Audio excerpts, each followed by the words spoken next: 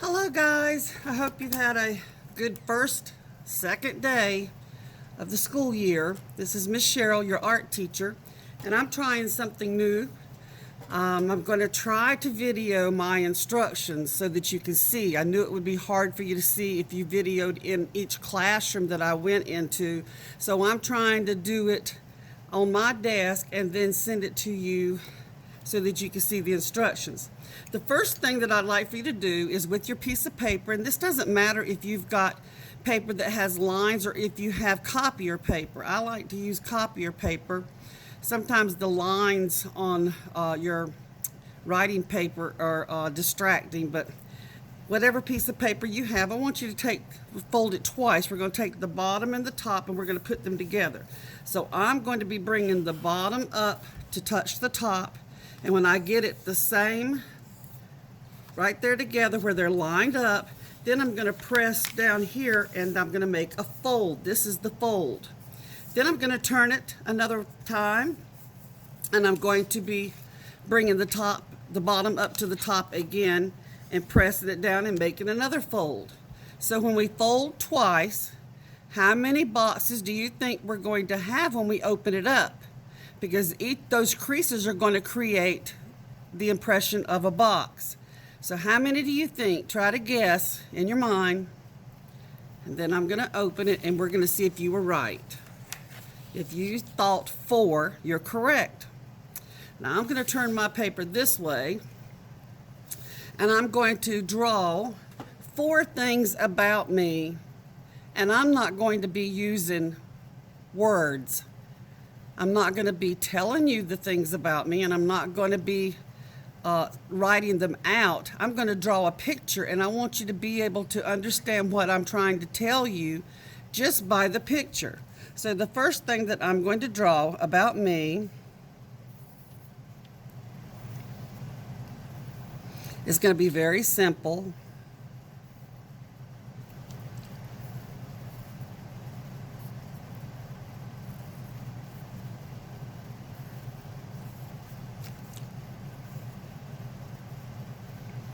Okay? If you guessed a church, you're right. The second thing that I want to show you about me is something you already know. Let's see if you know what this symbol represents.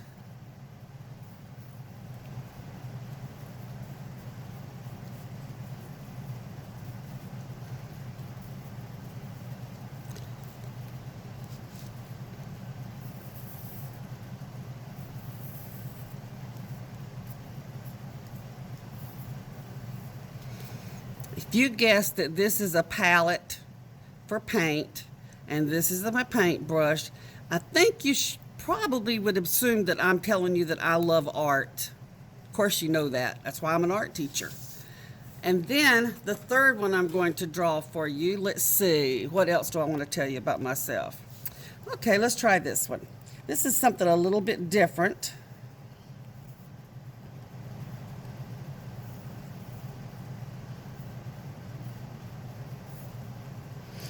I'm doing very simple drawings. I'm not doing drawings that I think are going to be hard for you to guess.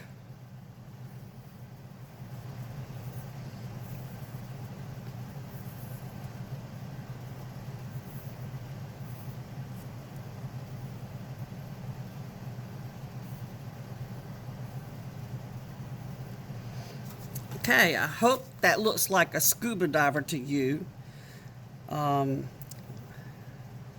This would be my tank where my air comes from.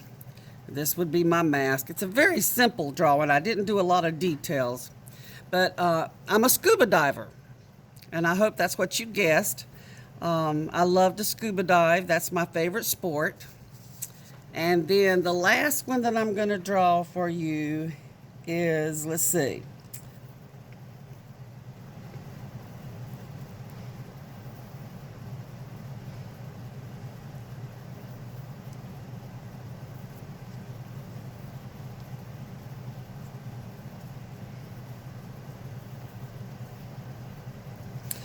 And yes, of course, you know that's a dog. And you guys know that I love animals. If you remember, I talk about animals all the time, and I talk about mine. I drew my dachshund, also known as a wiener dog. I have two of them. And then I have a little puggle that we adopted. And then I have a cat. I have all kinds of animals that I just love. So I've told you 4 things about myself here, and I want you to do the same for me. In your 4 boxes, after you folded your paper, I want you to tell me by drawing, because we are communicating with art. Art is not always something that's to look pretty on the wall or to decorate something. Sometimes it tells us something.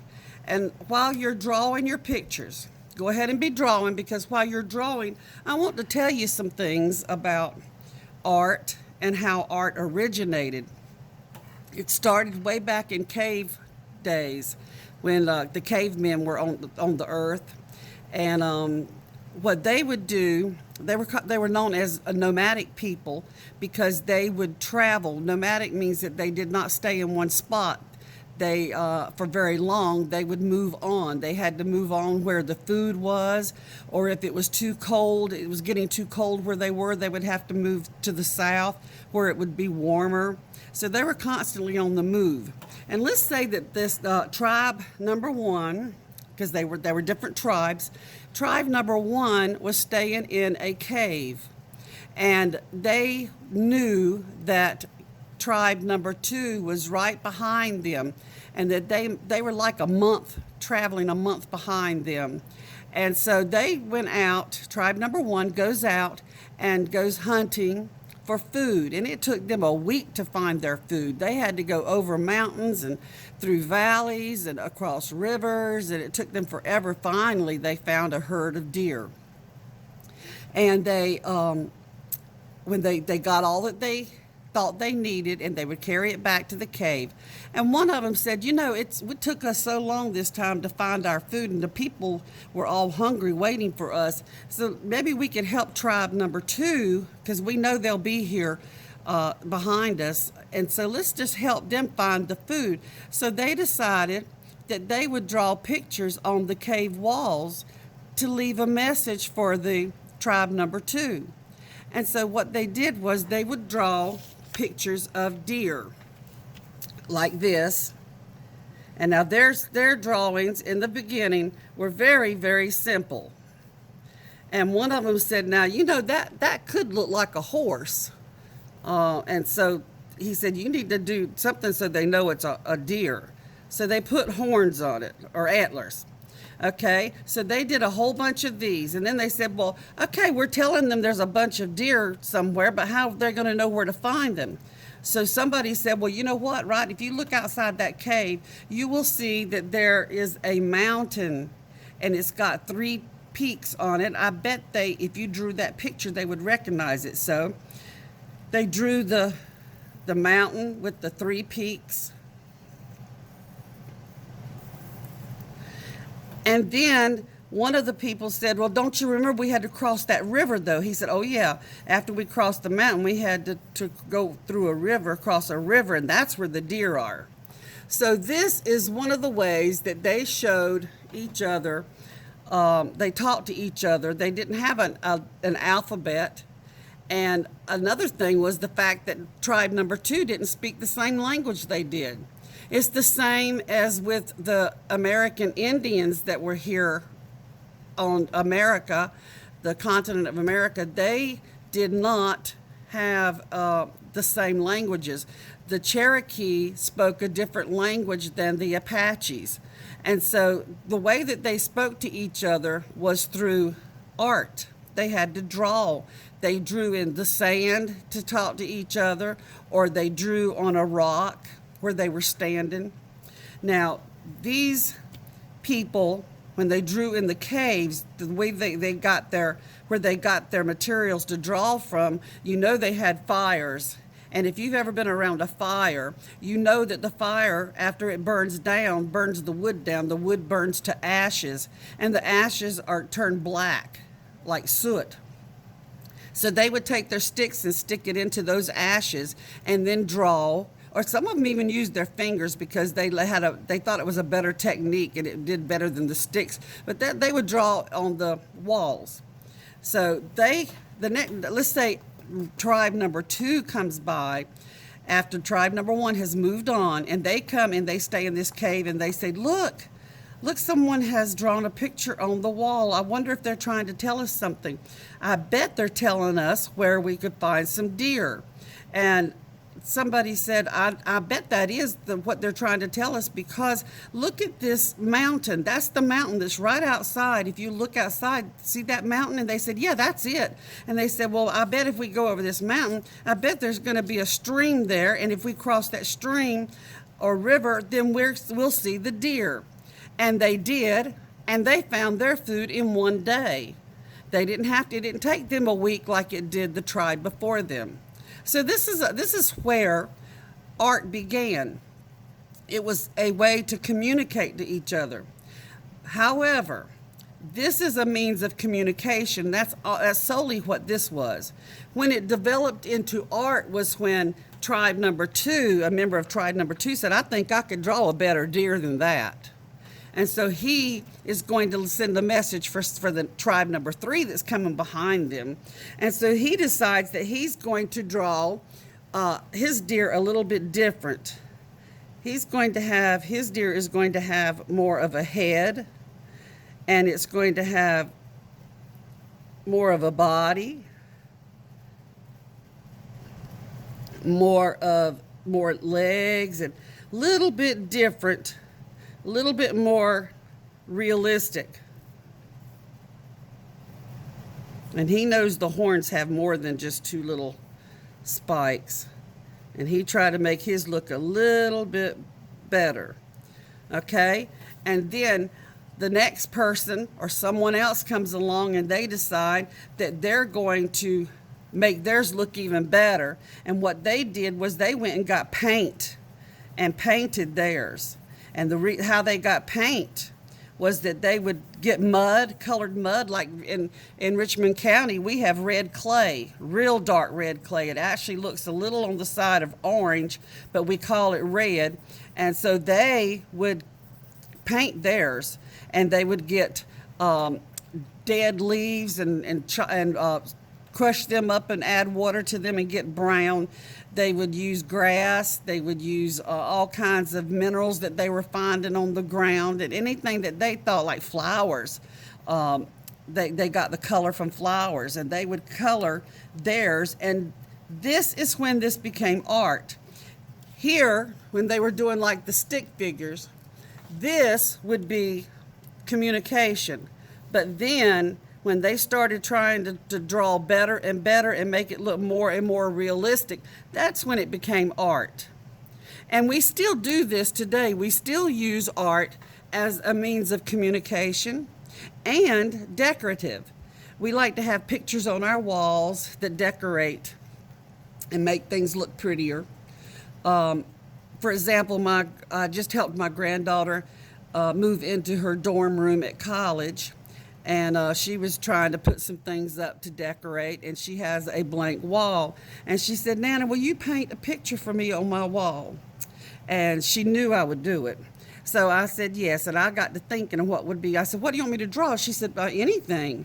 So I thought about putting 4 canvases, using 4 different canvases, and on each canvas I'm going to do a letter. And here's the letters I'm going to use: S-I-N-G,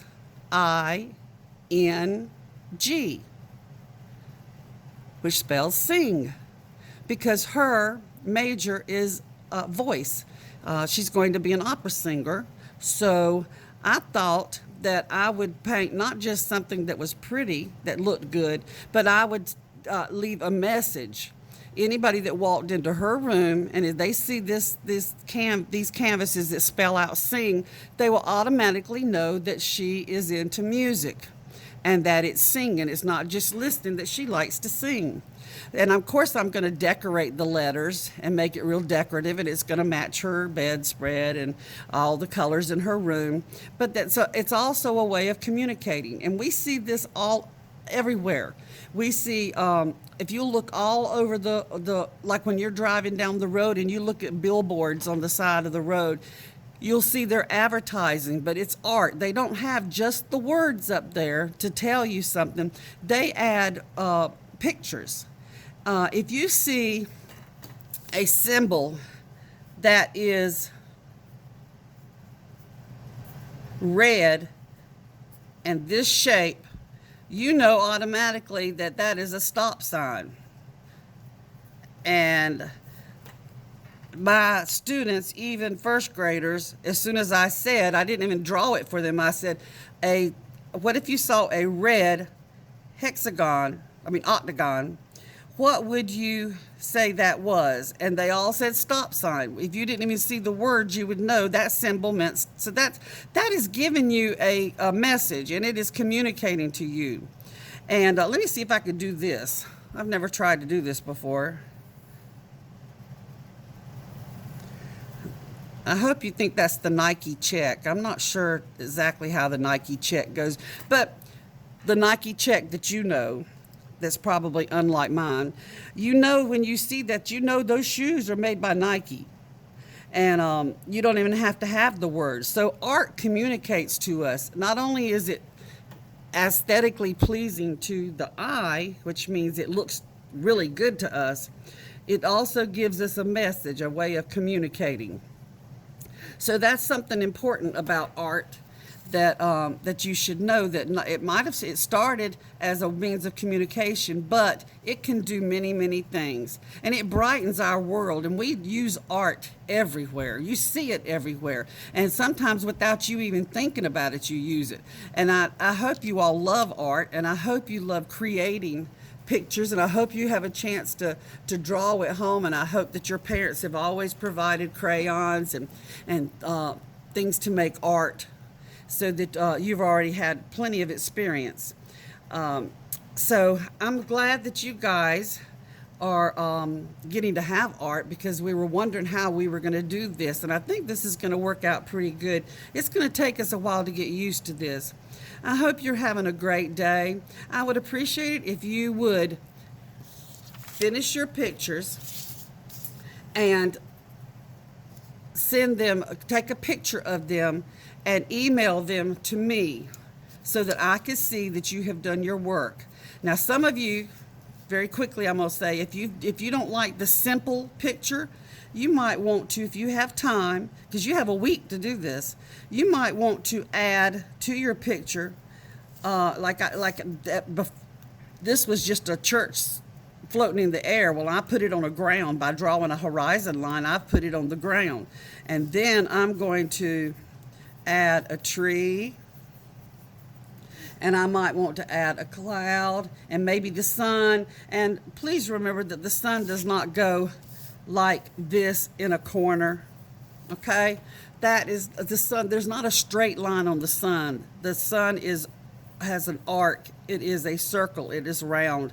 So don't even think about your corner, because you hardly ever see the sun right there in the corner like a piece of pie. Let's just go ahead. If you're going to do the sun, let's just go ahead and do the whole sun. And then you might, so some people aren't sure if this is the moon or the sun, and the way to identify it as the sun is that you can do the sun's rays.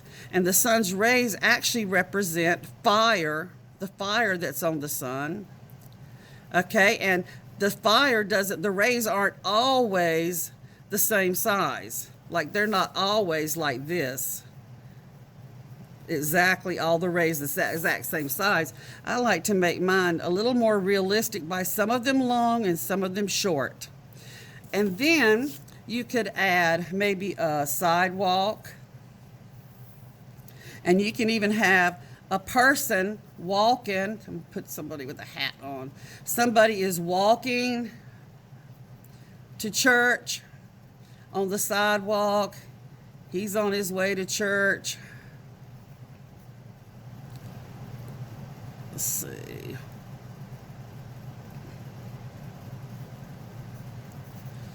Okay, so this man is on his way to church. I don't know why I did it like that. See, even art teachers make mistakes sometimes. His legs should be pointing back this way. Okay, and so you can have a person walk into church, and maybe he's got his Bible in his hand, and he's ready to go see his church family. Okay, so you can add all kinds of things to make your picture just a little bit more interesting, so you don't have just a church floating in the air. Same way with my my scuba diver. I could do the waves to show that that I'm underwater, not just floating in the air. And I could add fish, because when I dive with fish. I always see plenty of fish. I don't dive with sharks. That's something I will not do. My husband wants to, but I'm not for that. Because anybody my size doesn't need to be diving with sharks, because they'd see me and they'd be pick me first, because I would be a really good meal. Okay, so you can add a little bit of details to yours. It's up to you how much you add to it and how much time you spend on it. But I'd like for you to take a picture of it and email it to me. And this is my address. It would be Glenda, Glenda. Remember, I'm Glenda the Good Witch. Glenda, Sherrill,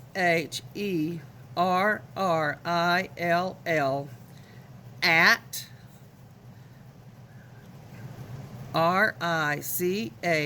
RICHMOND, Richmond dot K, which stands for kindergarten, 12, K12, which stands kindergarten through 12th grade, K12 dot NC for North Carolina, US for United States. Okay, that is my email. And if you'll send me your pictures, I just can't wait to see them. I hope you have a wonderful week. I will send you something and be talking to you every Wednesday. So I'll see you and talk to you next Wednesday. Bye-bye.